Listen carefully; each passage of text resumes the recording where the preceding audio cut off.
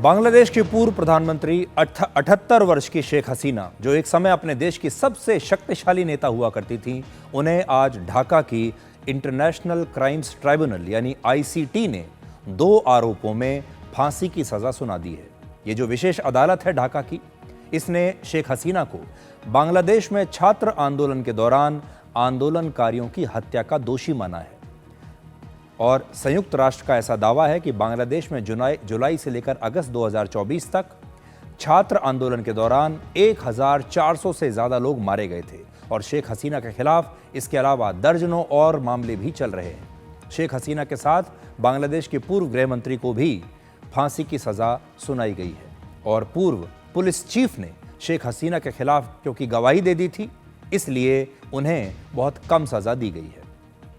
ICT Bangladesh की एक special court है जो अंतर्राष्ट्रीय कानूनों के आधार पर काम करती है और शेख हसीना को मौत की सज़ा का ऐलान होते ही कोर्ट में मौजूद कई लोगों ने तालियां बजानी शुरू कर दी और शेख हसीना के समर्थक भावुक होकर रोने लगे। तो एक तरफ तालियां बज रही थीं और दूसरी तरफ लोग रो रहे थे। बांग्लादेश की अंतरिम सरकार ने इसे एक ऐतिहासिक फैसला बताया है और लोगों से शांति बनाए रखने की अपील की है। आज बांग्लादेश में कई जगहों पर शेख हसीना को फांसी की सज़ा दिए जाने का जश्न मनाया गया।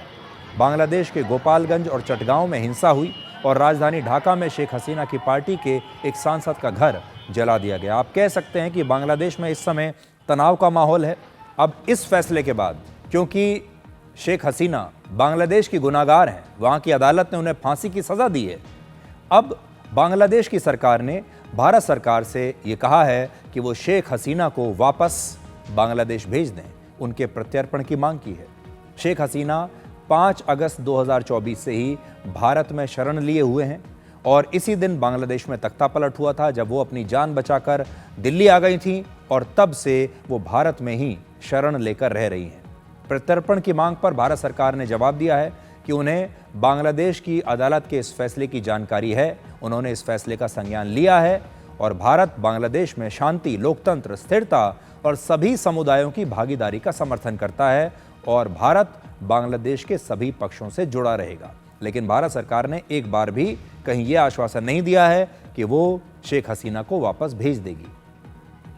शेख हसीना ने अदालत के इस फैसले को गलत बताया है और पक्षपातपूर्ण बताया। उन्होंने कहा है कि मेरे साथ पक्षपात हुआ है और उन्होंने कहा है कि बांग्लादेश की अंतरिम सरकार उन्हें खत्म करना चाहती है, उनकी पार्टी को खत्म करना चाहती है।